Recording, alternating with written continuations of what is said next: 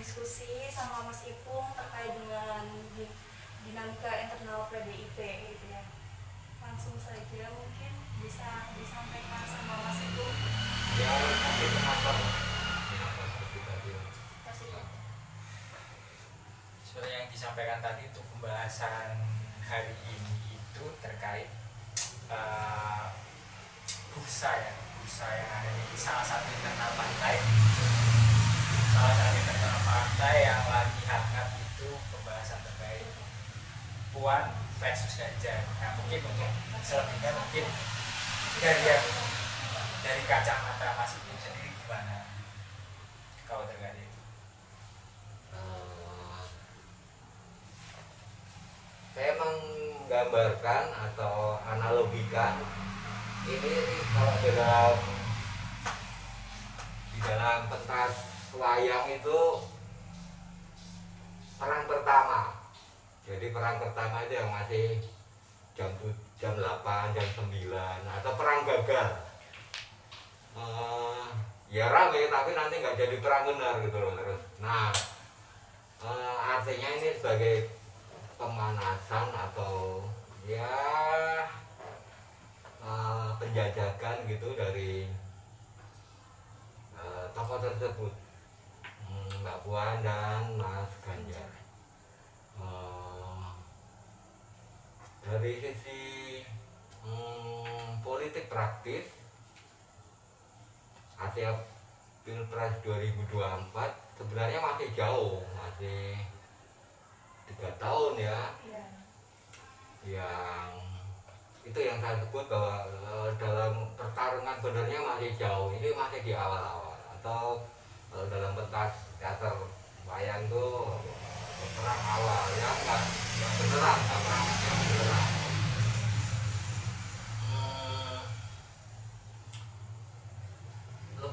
Lebih disebabkan oleh pendukung masing-masing yang cukup besar untuk memunculkan lah, untuk menokohkan di awal-awal. Jadi kadang belum dalam konteks Pilpres yang sendiri, baru dari niat atau itikat masing-masing pendukungnya saja. Dari internal partai PDIP, Mbak Puan jauh, tentu tokoh besar, salah satu ketua DPP dan putrinya Bu Mega sendiri. Dan di daerah pemilihannya lebih-lebih yang suaranya yang dia diraih sebagai anggota DPR memang sangat besar, yang tertinggi sejak dia ikut 2009, 2014, 2019. Itu makanya menjadi ketua DPR karena memang suaranya tertinggi dari setiap calon yang menjadi anggota DPR. Menunjukkan bahwa memang didukung oleh kader-kader PDIP partai, sehingga pantas untuk dinaikkan sebagai salah satu calon pimpinan nasional, katakanlah bursa capres. Begitu pula Mas Ganjar sebagai Gubernur Jawa Tengah 2 periode, ya tentu popularitasnya tinggi. Apalagi memang sejak awal, sejak sebelum jadi gubernur memang sering mengunggah konten-konten dia pribadi sebagai ya bentuk komunikasi dengan masyarakat. Apalagi ketika jadi gubernur sampai hari ini sering sekali dilakukan sebagai bentuk komunikasi dengan masyarakat. Saya kira baik ya. Itu juga yang menyebabkan popularitasnya lebih tinggi.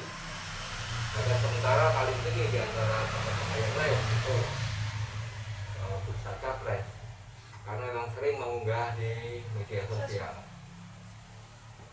bentuk komunikasi yang baik dan modern ya, memang siapapun saya kira untuk bentuk-bentuk itu komunikasi itu harus melakukan itu, termasuk dalam pemerintahan, bukan hanya yang hiburan gitu ya.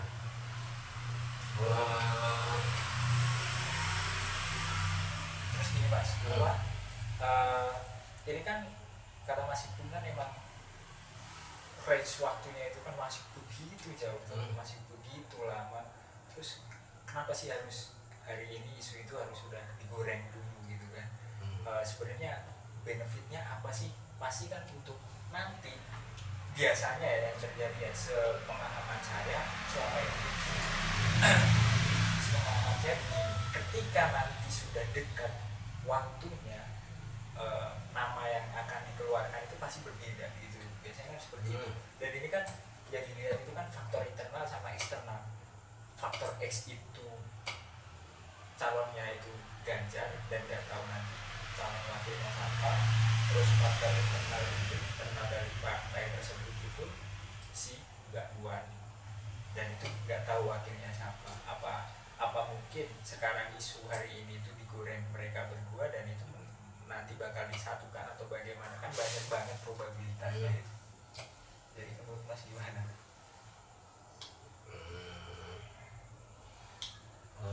Itu tadi yang saya bilang bahwa memang ini untuk menguatkan penokohan di mata masyarakat, di mata publik dari masing-masing pendukungnya, terutama yang Mbak Puan di internal dan Mas Ganjar dari macam-macam, dari masyarakat umum dan beliau juga ketua agama ya. Banyak teman-teman saya memang yang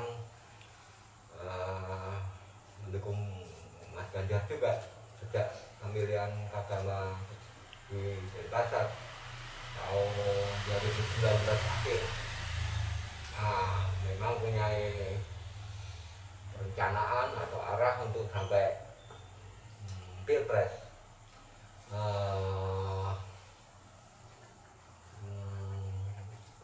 Saya juga melihat memang baru segitu ya. Yang ramai kan antar pendukungnya. Sementara kalau dalam Pilpres itu harus melewati tahap namanya dicalonkan oleh partai. Jadi baik Mas Ganjar maupun Mbak Puan belum ada yang partai yang mencalonkan. Artinya ya memang baru tingkat pendukungnya saja. Nah kalau Mbak Puan jelas banyak internal PDIP, mau capres atau cawapres itu udah punya sikap internal. Tapi kalau Mas Ganjar ya belum jelas. Sehingga belakangan juga muncul macam-macam ya, ada yang menolak dari internal PDIP. Beritanya juga seru ya, akhir-akhir seminggu 2 minggu terakhir. Nah, gambaran saya gitu. Yang lain ada yang mau ditanyain gitu? Iya. Mungkin saya ingin mempertanyakan, lepas dari capres dan cawapres ya di sini, kita melihat bahwa Indonesia pernah dipimpin oleh seorang perempuan dan juga pernah dipimpin oleh seorang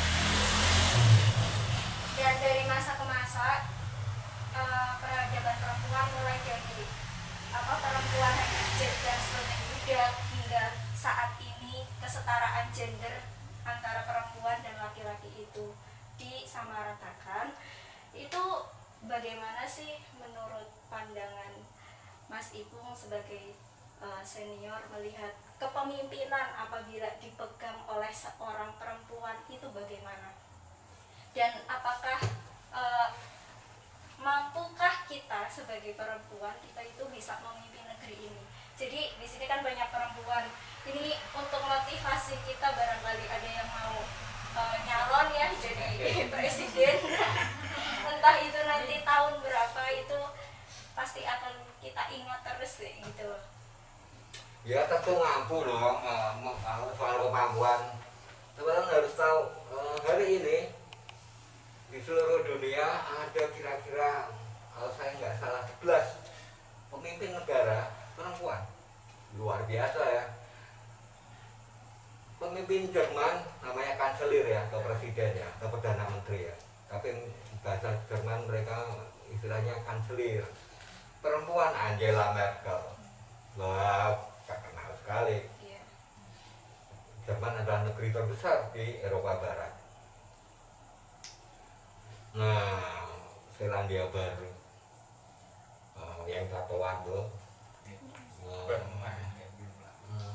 banyak lah. Artinya kalau tidak salah dari pemimpin negara ada 11 pemimpin negara yang perempuan. Artinya bukan tentang kemampuan ya, tentu kalau kemampuan itu ya sama saja perempuan dan laki-laki. Artinya dia untuk melewati proses dari awal lah. Biasanya organisasi waktu mahasiswa atau pelajar mahasiswa artinya mempunyai pergaulan yang luas, mempunyai wawasan yang luas, bukan hanya pendidikan tapi wawasan ya, pandangan wawasan tentang berbagai macam hal, terutama kemasyarakatan, politik, tentu juga ekonomi. Nah, itu bisa muncul dari diskusi-diskusi kayak gini yang macam-macam, latar belakang keilmuan. Keunggulannya perempuan banyak ya, dari pria atau laki-laki di dalam memimpin ya, biasanya lebih detail, cermat sekali untuk hal kecil-kecil. Laki-laki ya umum lah, yang strategis gitu. Nah itu lah. Tapi perempuan lebih detail, kecil-kecil, cermat, fokus tentang hal-hal yang penting dan prinsip tapi sampai detail. Nah, keunggulan perempuan di situ ya. Seringkali juga lebih tegas loh, jangan salah loh. Banyak pemimpin dunia termasuk di Indonesia sendiri. Sikap perempuan kan lebih, kalau hitam putih itu lebih jelas gitu loh. Jadi misalnya melihat kejahatan, misalnya contoh misalnya Bu Risma waktu menutup Doli misalnya, karena dia sebagai ibu nggak tahan lihat seorang anak harus hidup di lingkungan seperti itu. Bagaimana kejiwaan, perkembangan kepribadian yang keruh gitu, tidak sehat, amat tidak sehat bagi perkembangan dan tumbuh kembang seorang anak. Dengan cara artinya mentarget harus ditutup. Itu kalau para politisi laki-laki beda melihatnya. Ya dia kan ini butuh kerja, juga butuh keluarga, menghidupi lingkungan, parkir atau orang jual makanan. Nah itu cara pandang laki-laki yang termasuk strategis itu. Tapi kalau perempuan enggak, kalau ini dianggap memang real, ada yang keliru atau salah, ya diusahakan sangat maksimal dan lebih apa ya, lebih mati-matian gitu. Justru karena perempuan selalu menggunakan perasaannya gitu ya. Gitu. Perasaan dalam arti sensitif ya, dalam arti untuk detail untuk hal-hal itu tadi. Sensitif melihat. Kalau laki-laki ya umum ya, kalau dengan apa istilahnya sensornya perempuan jauh lebih halus lah. Iya. Tapi gini banyaklah istilah kepercayaan di sekitar kita bahwa pemimpin itu harus laki-laki gitu kan, imam itu harus laki-laki. Nah kemudian bagaimana sih kita menanggapi hal tersebut gitu loh, agar kita itu sebagai perempuan, saya pun juga mampu seperti itu kayak gitu. Nah persis di sini persoalannya beda antara imam dan pemimpin masyarakat. Bedanya ini, kalau imam adalah wilayah agama tertentu,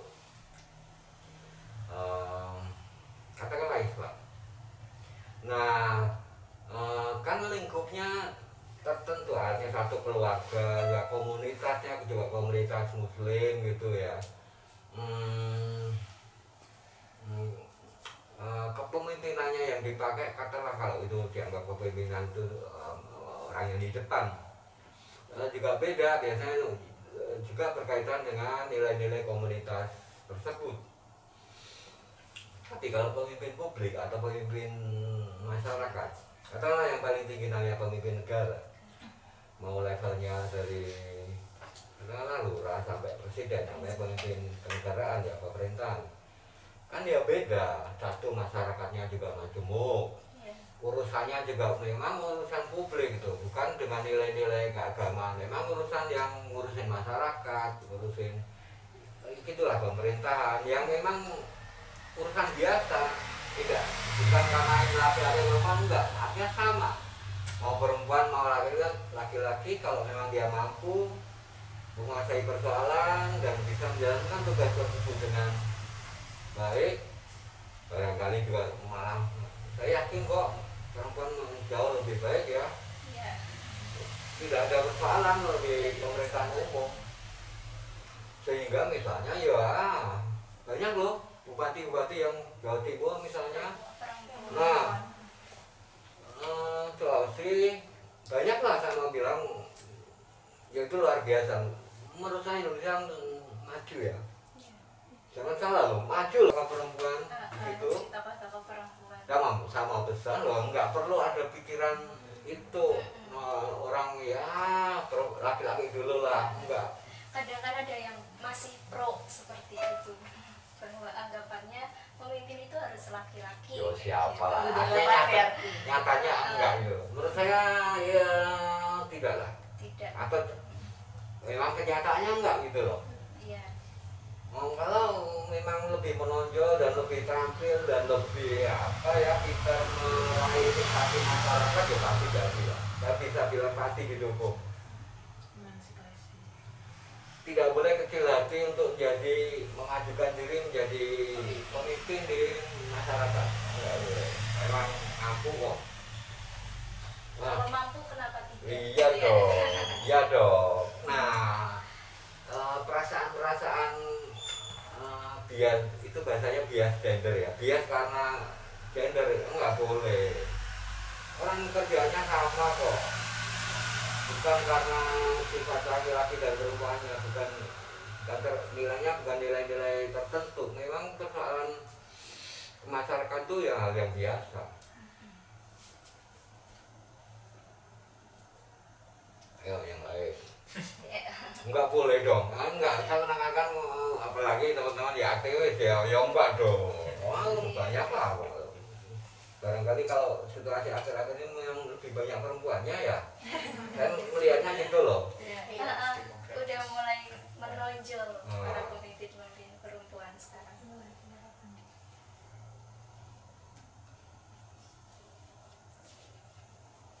Nah, saya kira kalau kembali ke Mbak Puan tadi, memang tentu di situ justru menjadi nilai lebih. Nilai plus ya. Iyalah, ya lebih sensitif, lebih memperjuangkan sesuatunya, itu kan khas perempuan ya, kayak gitu ya.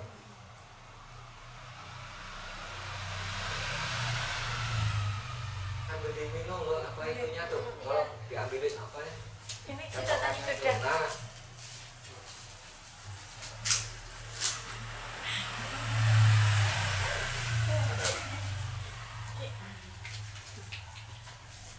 nggak boleh ada perasaan gitu, masa udah jadi aktivis kayak gitu. Sama kok, masalahnya sama, apa yang membedakan gitu loh. Ya, ini nanti baiknya kita sebarluaskan biar Yo, iya perempuan dong. yang lain harus semangat gitu ya. Biar semangat. Biar semangat dan memberanikan diri gitu Iya dong. untuk eksis. Kecuali masalahnya itu mengangkat beban, nah itulah yang lebih. Justru itu karena kita nggak kuat mengangkat beban, kita harus jadi pemimpin biar nyuruh yang laki-laki ya. Itu. Biar laki-laki yang mengangkat beban, kita yang mengatur. Iblis ya. Enggak lah. Sampai aja. Tapi dari dulu ya pembahasan menyoal perempuan itu Yo iya dong. Karena memang apa ya artinya memang dirasakan dan memang banyak yang begitu, banyak yang merasakan itu sebagai kendala. Itu nyatanya memang ya. Walaupun kalau pemerintahan artinya jabatan aku yang mudah enggak kayak gitu. Dan paradigma pemikiran soal corak kepemimpinan itu harus dipimpin laki-laki sampai sekarang juga belum luntur sekarang gimana gitu. Dan masih banyak yang meremehkan. Misal saya sebagai perempuan bisa mencalonkan diri untuk jadi kepala desa, itu pun masih jadi perdebatan.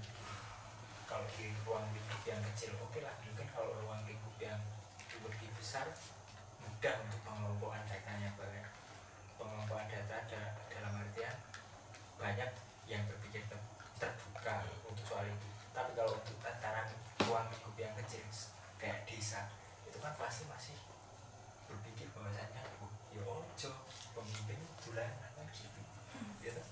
Kayak gitu biasanya mas. Itu namanya budaya ya, itu yang disebut budaya patriarki Ya. Budaya kepemimpinan laki-laki. Sekali lagi kalau untuk pemerintahan umum ya cepat atau lambat bahkan sampai tingkat basis ya, tingkat desa akan berubah lah. Ya itu tadi ya, kalau sudah mampu membuktikan bahwa kerjanya lebih bagus, lebih kan ukurannya jelas ya, orang bekerja itu hasil akhirnya gimana nih, si A sama si B misalnya, yang satu laki-laki satu perempuan. Kalau yang perempuan lebih bagus ya mesti akhirnya memilih ini dong. Biasanya juga lebih apa ya, lebih tulus, selain lebih care, lebih peduli juga lebih tulus, lebih sungguh-sungguh. Ya patriarki ya karena budaya yang lama kan begitu ya. Artinya misalnya karena dulu sistemnya kan kerajaan, pertama kerajaan Islam misalnya Mataram ya memang garis laki-laki, bupati yang tentu nggak ada perempuan, sampai camat lurah ya itu yang disebut budaya patriarki. Tapi ketika pemerintahan modern nggak pakai bias gender, nggak pakai ukuran laki-laki yang nggak perempuan, ya enggak dong, ukurannya kinerja. Di Jogja beberapa perempuan ya kepala desa ya, artinya saya menunjukkan bahwa ya enggak mesti. Tapi memang kalau itunya masih kuat, artinya kebudayaan lamanya ya. Tapi kalau kota ya udah enggak ya. Barangkali yang lebih udah masih kental itunya loh. Di daerah Budayaan. Nah, Bangka Belitung masih gitu. masih kental budaya patriarki. Berarti Ya. semakin lagi. Tapi kan kayak Orang itu susah untuk merubah paradigma budaya patriarki itu di sana agak susah. apa? Menurut Anda apa? Menurut sampean apa penyebabnya? Mengapa itu susah gitu? Karena ya di sana itu kan Melayu ya mas. Jadi orang Cina maupun orang Islam itu kayak lebih, kalau orang Islam ya tentu pemimpin ya laki-laki ya, maksudnya meski enggak, ini aku pribadi bukan karena aku Islam bukan, tapi memang paradigma orang Muslim itu pemimpin memang harus laki-laki, baik itu pemimpin dalam hal apapun ya mas. Kecuali Islam yang udah modern gitu. Kalau di sana memang masih kental. NU ya NU kental, Muhammadiyah ya Muhammadiyah kental gitu.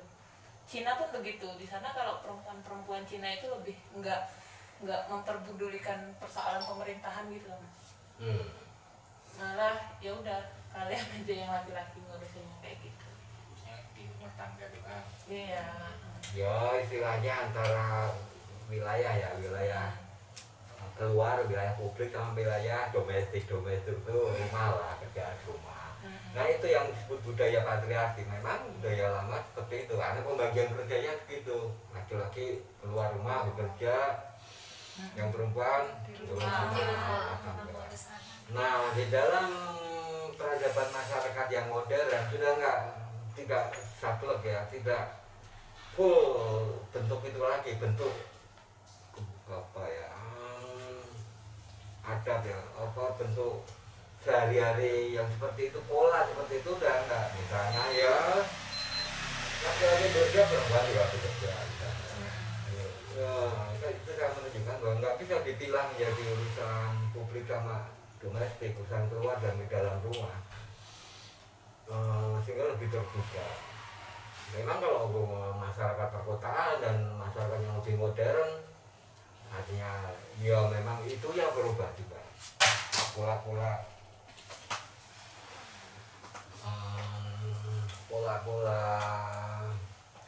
hubungan di dalam keluarga, pemahaman tentang di dalam keluarga maupun berikutnya di dalam masyarakat tentang pemimpinan juga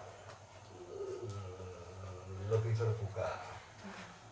Itu yang saya sebut bahwa cepat atau lambat pasti akan terjadi perubahan-perubahan. Jangan salah loh, ada pemimpin besar Islam di Pakistan, Benazir Bhutto yang akhirnya ditembak juga. Wah, luar biasa berani. Ayahnya sudah PM ya, kemudian dikudeta oleh militer. Kemudian sekian tahun kemudian anaknya perempuan, dia sekolah di Inggris, Peter. Karena bapaknya tokoh partai dan jadi perdana menteri, ya dia menjadi tokoh partai itu dan jadi perdana menteri, menang pemilihan umum. Naiklah jadi pemimpin Pakistan. Belum 90 atau bahkan udah 2000 sekian ya. Akhirnya ditembak juga. Saking kuatnya dan pinternya ini orang.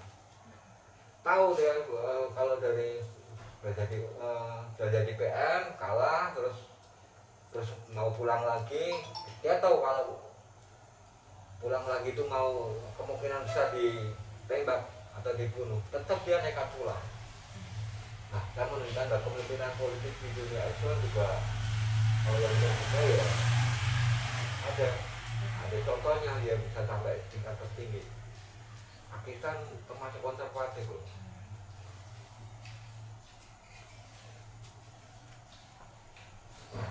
Nah, ya yang lain lah.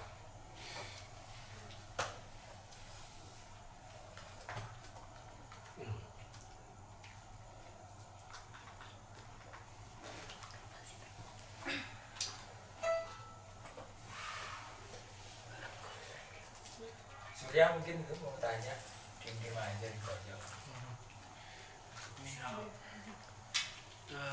saya sih Mas, kembali lagi ke isu Mbak Puan sama Mas Ganjar itu istilahnya kan dalam gerak mereka mencari simpati terus mencari pendukung itu kan mereka kan istilahnya berbeda-beda, ada yang lewat media sosial, terus yang satunya juga apa istilahnya jejaring massa lapangan langsung gitu.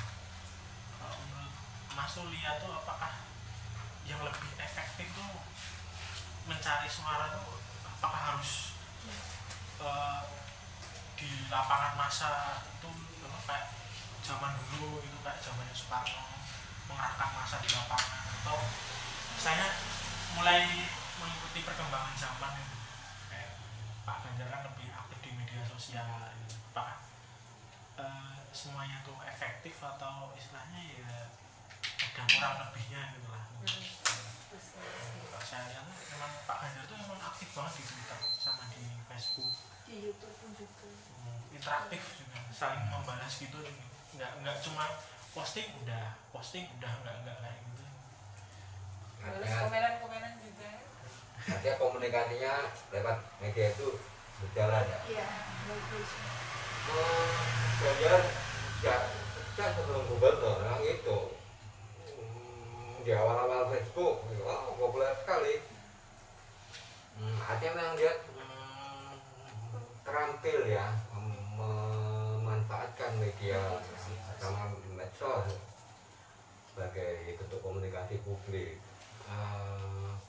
Berikut kalau arah elektoral, bagaimana itu berpengaruh terhadap bentuk pemilihan, apakah pilihan DPR ataupun berikut adalah pilkada misalnya, berikut pilpres. Dalam zaman sekarang tentu penting ya bentuk-bentuk komunikasi yang populer, kata medsos dan platform yang lain, kata YouTube. Karena itu memang anak-anak muda terutama memang komunikasinya di situ letaknya, medianya itu.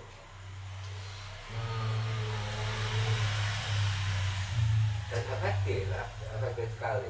Nah, tapi juga khusus dalam politik ya, berikut lebih khusus lagi politik elektoral, politik pemilihan. Tapi ya itu tidak cukup. Istilahnya itu udara ya, istilahnya itu serangan udara itu harus juga serangan darat.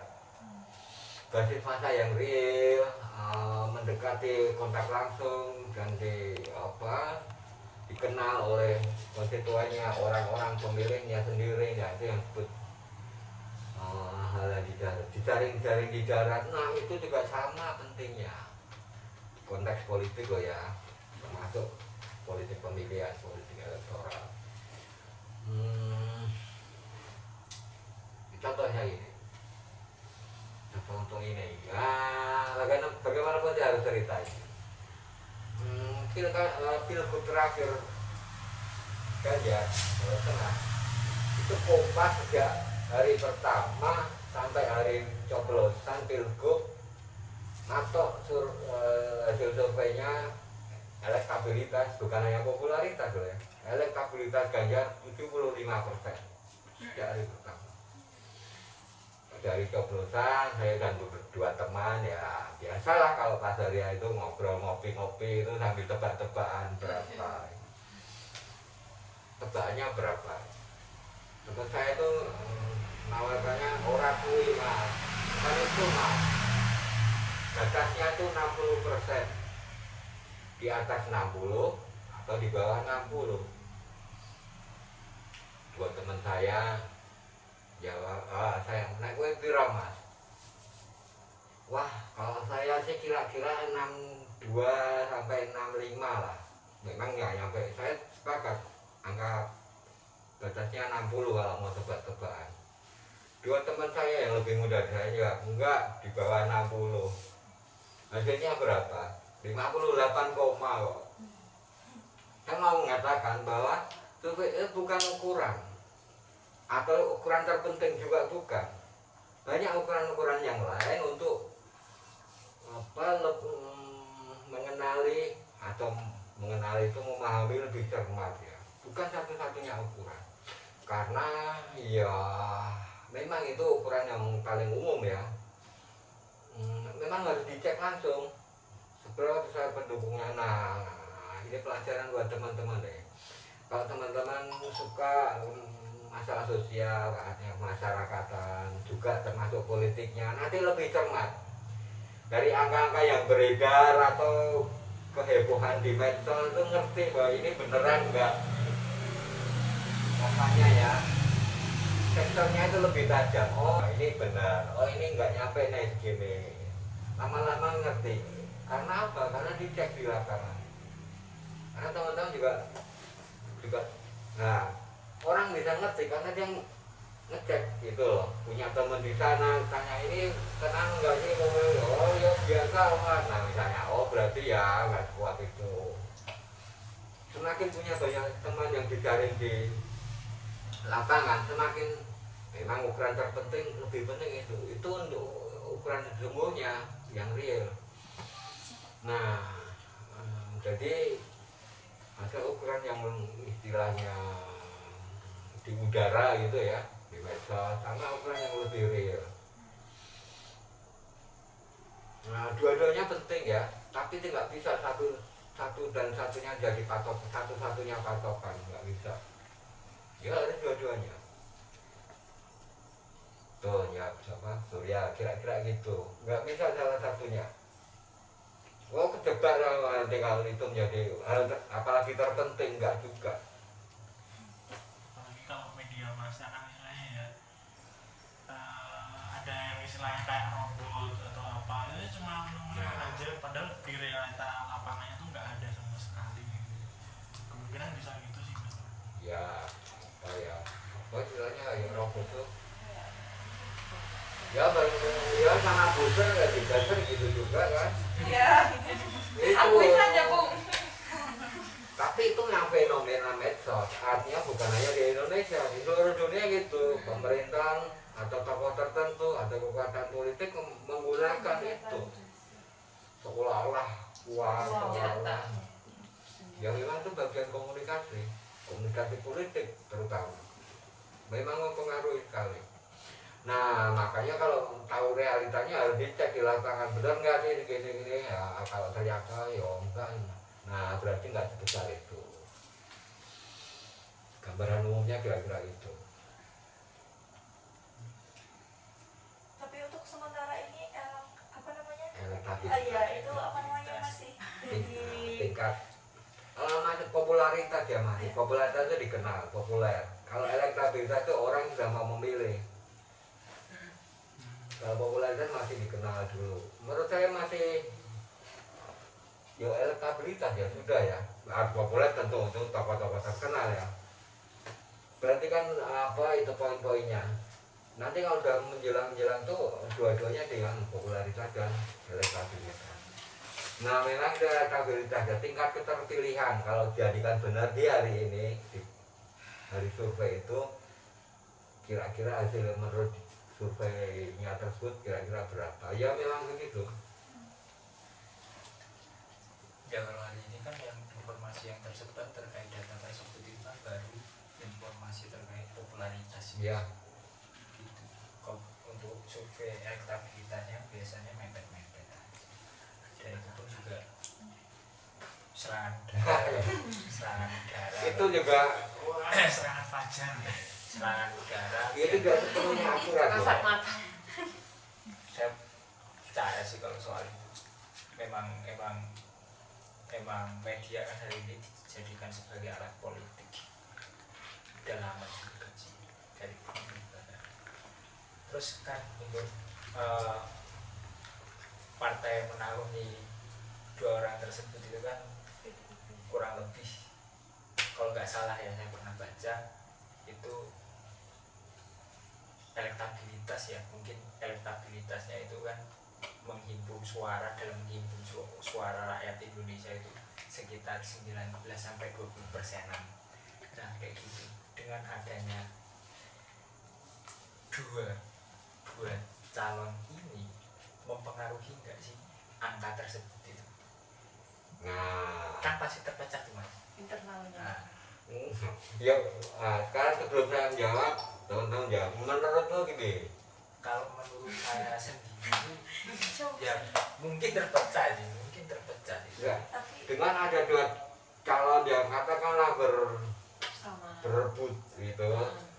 Kalau dihubungkan dengan partai, artinya bagaimana orang-orang kan milih dua nih, milih capres sama milih caleg partai nih. Itu hubungannya dengan partai, misalnya tadi disebut, ini malah gimana terhadap PDIP. Nah, arahmu menurut teman-teman dulu sebelum saya jawab. Kok jawaban saya ya seperti tadi Mas? Menurunkan atau menaikkan malah? Menaikkan. Sebenarnya kalau di logika kan ya malah naik. Nah kan, Menaikkan. ini loh, makanya mengapa ini diangkat pagi-pagi atau awal-awal? Ya bagi partai menguntungkan kok, dibicarakan orang heboh. Partai mana yang paling jelas itu partainya yang diuntungkan. Goreng dulu isunya. Ketahuan kan? Nah itu memang tujuannya itu. Oh pintar-pintar loh, orang politik pintar-pintar loh. Bukan tentang Mas Ganjar dan Mbak Puan, yang pertama-tama memang partainya sendiri yang diuntungkan. Makanya itu dibikin itu oleh orang-orang internal partai dulu. Nah kan? Ya karena memang kalau semakin entah pro kontranya ya, tapi tetap yang dibicarakan orang-orang PDIP. Kalau ini tetap kencang, nah ini maunya ya kira-kira. Kalau ini tetap kencang ya adalah diuntungkan, partai lain mesti khawatir dong. Sehingga apa? Sehingga memunculkan tokoh apakah Anies Baswedan apa yang lain untuk bahwa jangan ngomongkan itu terus lah, kira-kira gitu loh. Orang partai pintar-pintar. apalagi nanti misalnya di akhir-akhir malah bukan keduanya ini gitu loh, tapi udah terlanjur yang diomongkan ini, tetap saja diuntungkan partainya. Itu yang saya sebut memang belum yang sesungguhnya, jauh, masih jauh, masih gampang ya Mas ya. Di internal sendiri itu juga kayak nggak heboh-heboh banget, kok tenang-tenang aja Mas. Tenang-tenang aja, malah kita yang bukan orang partai itu yang heboh, yang nggak tahu apa-apa malah yang heboh. Ya itu pinternya orang partai lah, pinter-pinter. Nggak ada.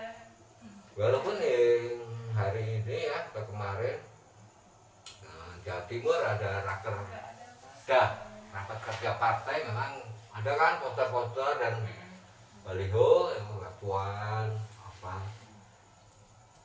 ada lah itu saya di grup juga kan.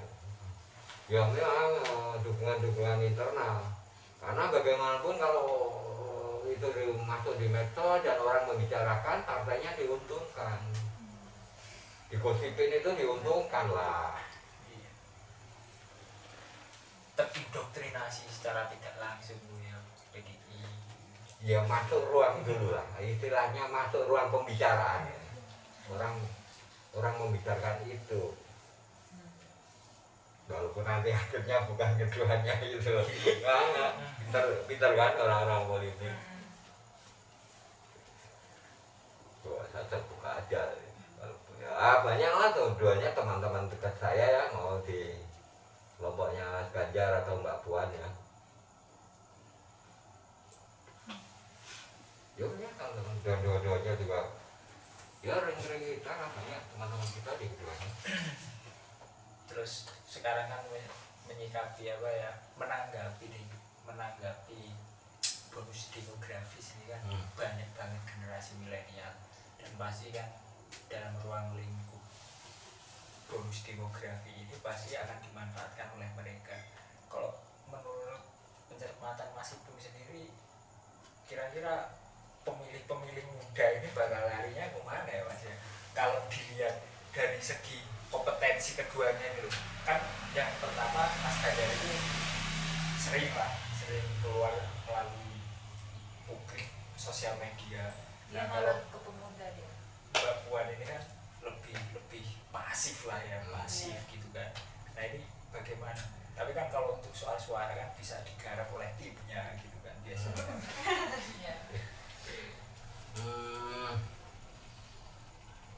Kalau dihubungkan dengan pemilih milenial, katakanlah ya 30 ke bawah gitu ya, sampai pemilih pemula kan 17, katakanlah ditambah yang sudah milih 2 kali gitu ya, apa yang sudah muda ya kira-kira di bawah 30. Dan itu jumlah terbesar ya demografi kita kan di usia itu ya. Ya tentu menjadi faktor signifikan, bahkan terpenting ya untuk menentukan siapa yang unggul. Artinya siapa yang disukai anak muda, dia akan menang, kira-kira kasarannya gitu ya. Betul begitu. Sehingga bentuk-bentuk komunikasinya tentu nanti akan menyasar ya, yang menjadi sasaran memang anak-anak muda atau pemuda ya. Sudah berjalan ya, pemilu terakhir 2019 dan pilkada ya 2 terakhir ya, bentuk-bentuk kampanye yang secara khusus saya memperhatikan betul ya, secara khusus menyasar pemilih-pemilih muda. Misalnya pilkada Jawa Timur misalnya dengan menampilkan Via Valen dan satunya Nela Karisma. Nah, ya kan enak banget gitu maksudnya. Nah itu juga teman-teman lah strategi aja. Tapi yang menonjol itulah tadi ya. Nah saya kira di depan ini khususnya lagi pilpres yang kita bicarakan ya, baik Mas Ganjar, Mbak Puan ataupun tokoh-tokoh lain nanti akan menyasar pemuda ya di bawah 17 sampai 30 tahun. menurut saya menarik ya. Bagaimana, karena memang harus kreatif kan, nggak bentuk-bentuk yang ya seperti yang kemarin yang sudah yang formal. Nah ini saya juga ikut mengunggah ya kampanye Pak Jokowi yang terakhir itu loh, bentuk-bentuk kartun itu loh, kan terus terus kayak pemuda sama cowok sama ceweknya ngomong. Kalau saya yang bagus-bagus itu mesti tak nanti di Facebook ya, saya sebagai dokumentasi gitu ya. Saya mau bilang bahwa memang kelompok muda yang akan jadi sasaran utama ya, menentukan sekali. Dan bentuknya bagus-bagus loh, yang bentuk animasi gitu loh. Iya.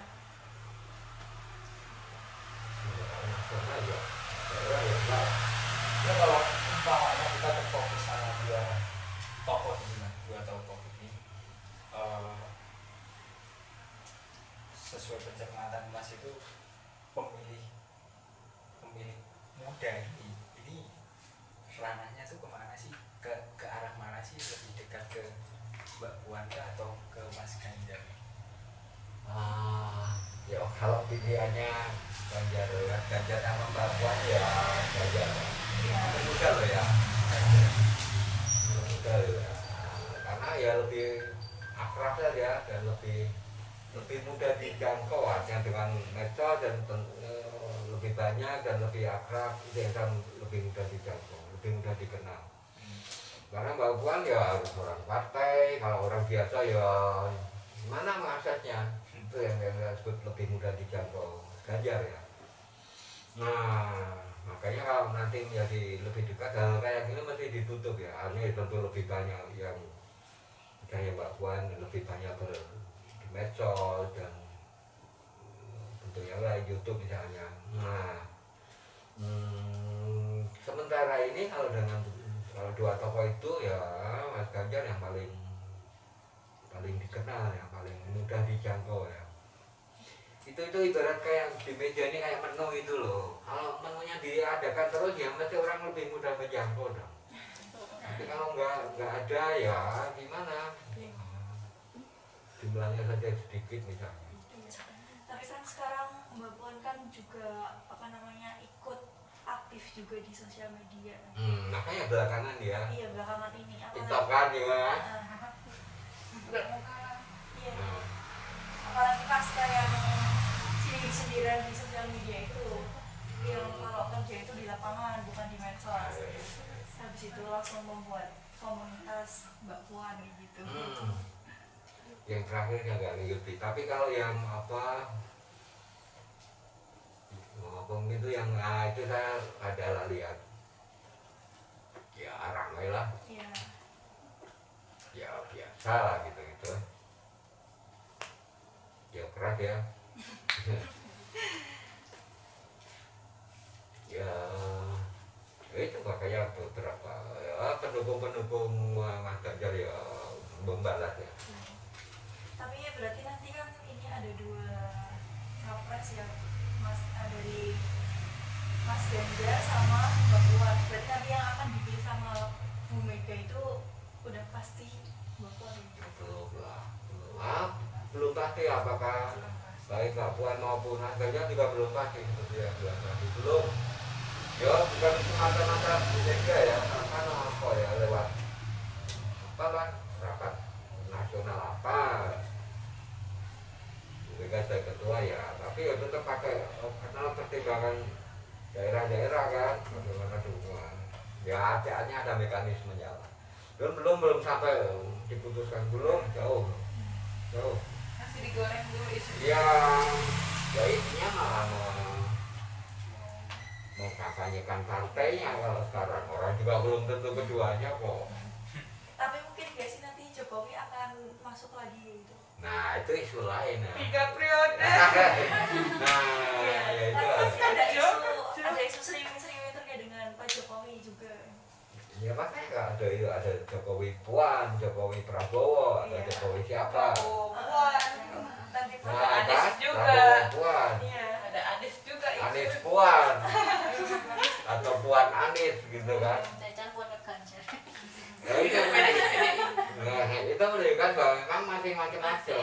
ya seperti sampean bilang tadi gimana Pak Jokowi ya yang memang akhir-akhir ini malah isu 3 periode kan yang kencang sekali. Tapi agak ditolak sama masyarakat gitu ya.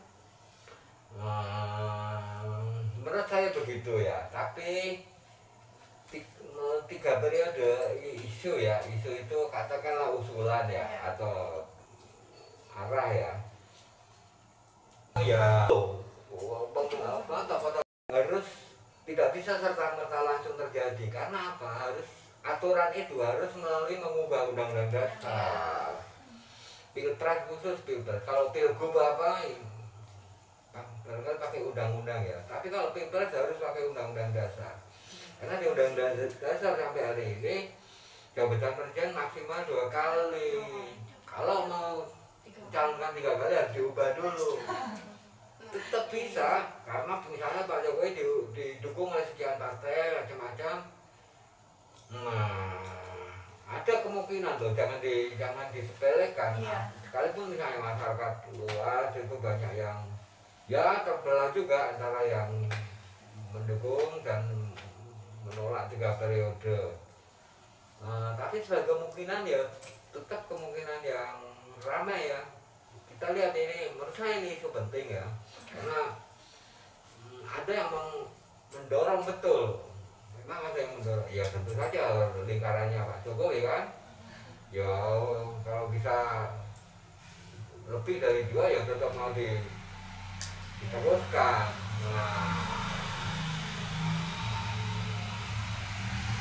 Ya, kira-kira menurut saya kalau di MPR perubahan undang-undang dasar kan harus di MPR. Di MPR artinya lewat partai-partai atau fraksi. Menurut saya yang mendukung Gerindra, artinya Prabowo, Golkar, Airlangga Hartarto, Jawa Nasdem. Itu malah yang mendorong 3 periode. Tapi kalau dikirain PDIP yang mengusung Jokowi dan untuk isu ini dianggap mendukung Jokowi, menurut saya enggak. Bahkan menurut saya gini ya, sambutan dari orang-orang partai kan diam ya, nggak mau. Apalagi misalnya karena konstituen atau memilih ya, tidak jelas juga. Nah, tapi menurut saya kalau dianggap ada survei-survei tertentu ya untuk mengecek di masyarakat sejauh mana dukungan terhadap isu ini atau rencana ini ya ramai ya, karena juga jadi persoalan politik karena pembatasan jabatan 2 periode itu hasil reformasi loh, hasil karena Soeharto lama jadinya gitu, sehingga cukup dah 2 saja.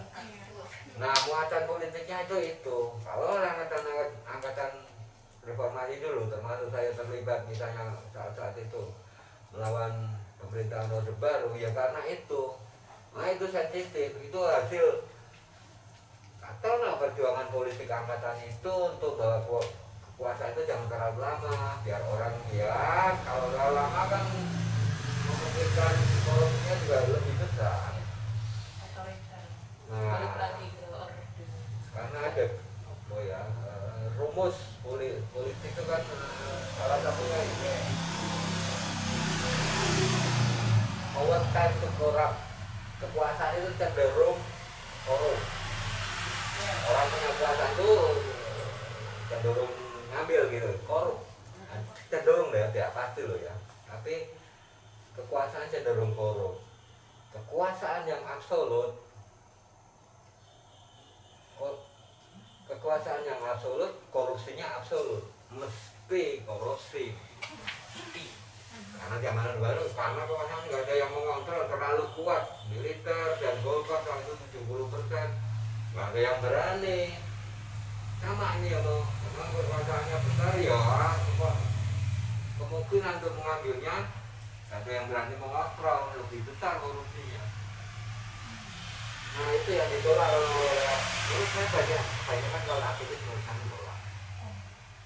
baik aktivis lama maupun aktivis yang angkatan baru 2019 kemarin yang ramai di kita. Menurut saya sensitif karena kekuasaan itu sensitif, nggak boleh terlalu lama.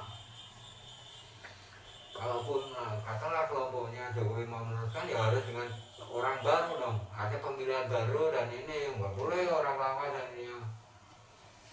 Intinya gitu loh, artinya itu diperbarui itu bukan orang yang tetap, ini yang tetap, ya pakai pemilihan baru dong.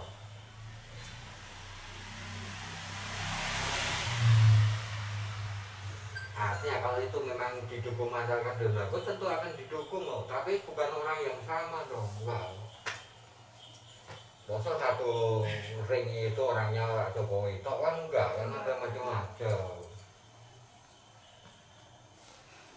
Saya sendiri enggak ada trauma juga ya kekuasaan terlalu lama, benar. Makanya ini aja 2 periode belum kelar ya, udah namanya korupsinya udah besar-besaran kayak gini. Makanya gantung persoalan politik intinya di KPK.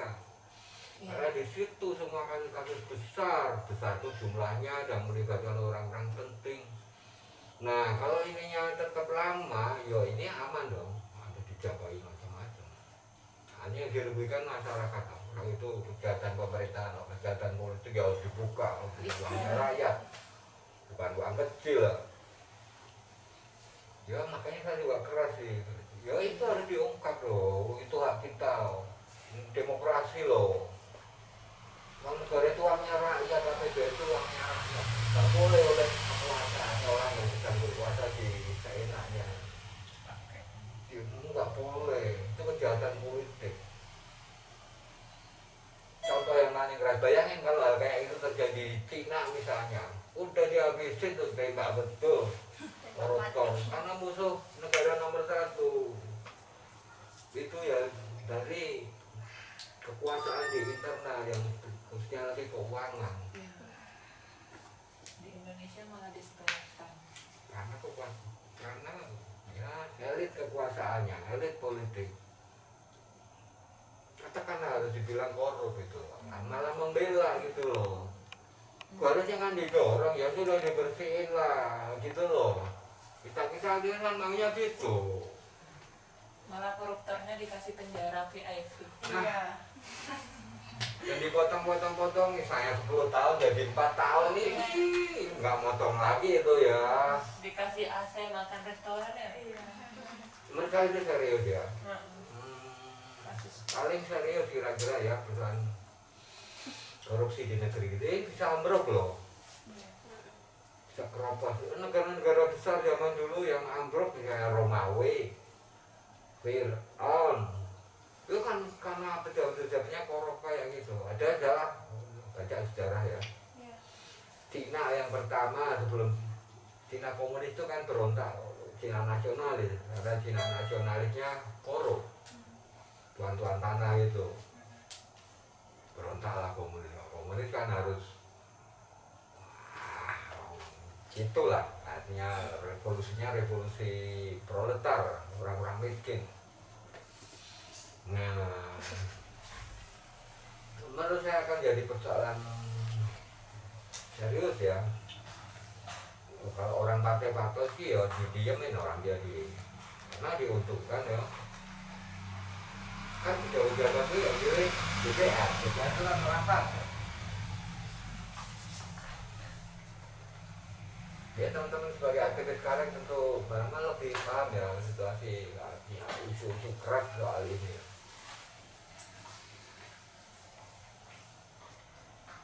Oke, apalagi? Ini ada yang mau tanya. Mas, ini kalau dari segi partai kan jelas Mbak Puan yang lebih unggul daripada Mas Ganjar. Ada kemungkinan nggak sih kalau Mas Ganjar itu membelot? Soalnya dalam politik kan nggak ada yang tidak mungkin. Ya itu pertanyaan kemungkinan. Ya tentu harus diungkap ya. Artinya memang kemungkinannya ada. Saya sendiri tidak jelas apakah kemungkinan itu. Mas saya apakah berani memakai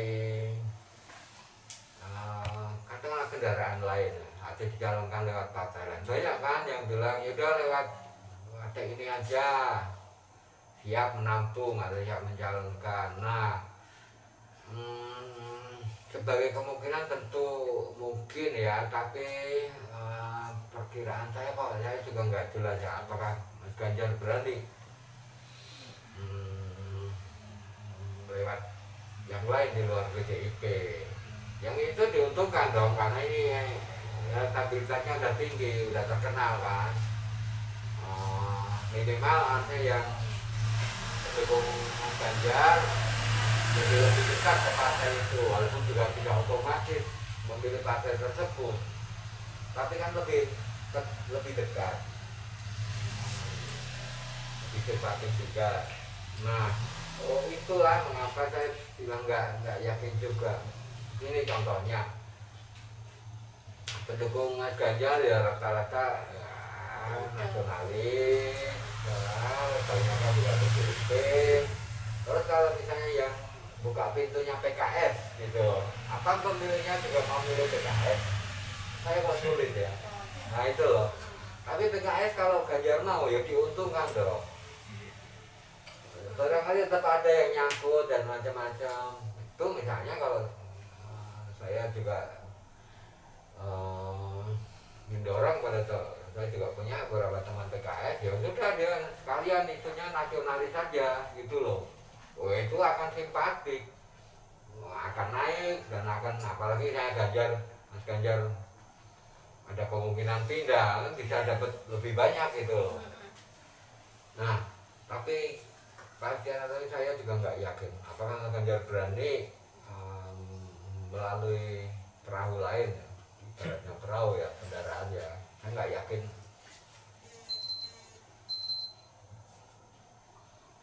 Walaupun ya kemungkinan misalnya Nasdem juga minta ya, ya tetap terbuka, tapi saya juga nggak berani yakin akan ya ini loh, kalau politik praktis nanti baru akhir-akhir kelihatan. Ini muncul kalau ya tentu Mas Ganjar sendiri dan dia nggak berani mengatakan mau atau tentu enggak, tentu tidak akan menjawab. Itu nanti di akhir-akhir lah. Kemungkinan tetap ada ya, misalnya PDIP mencalonkan yang lain bukan Mas Ganjar, Nasdem, dan bahkan misalnya Nasdem PKS ya mau mencalonkan Mas Ganjar, ya tentu kemungkinannya ada dong. Capres ya gimana sih? Kalau saya kok justru sebaliknya, kalau saya justru sanksi partai itu mau ya, karena gini, karena capres atau itu kan kursi untuk mencalonkan itu kan tinggi sekali nilainya ya. Misalnya Prabowo, karena dia ketua partai Gerindra, nah kemarin ya, karena Pak Jokowi karena dia sudah periode pertama udah presiden pada masuk, tapi kalau yang enggak ya biasanya diisi oleh ketua partai tersebut. Hanya berikut ya, saya itu berapa ya, terus ya akal. Gerindra ya Prabowo lagi, Nasdem ya Surya Paloh, ya PKS dan ya mau karena ketua partai atau yang sendiri, PKB ya Muhaimin, minimal dia di Cawapres minimal ya. Tapi kalau serta merta capresnya diserahkan orang lain saya nggak yakin. Yang ini juga menunjukkan bahwa ya ini masih awal-awal sekali lah. Yo itu low istilahnya di low aja, diumpan aja. Sebagai kemungkinan tentu ada.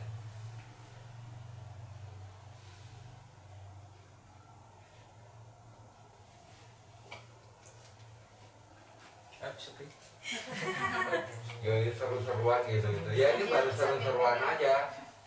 Iya, tapi sebenarnya apa sih Mas yang terjadi di internal PDIP gitu? Ya karena memang pendukungnya beda ya. di internal ya lebih banyak dan lebih kuat pendukungnya Mbak Puan. Ya bisa dipastikan lah. Walaupun ya sebagian juga mendukung Mas Ganjar, terutama apa ya di tingkat yang lebih bawah ya, karena lah grassroots gitu ya, di tingkat basis massa itu ya.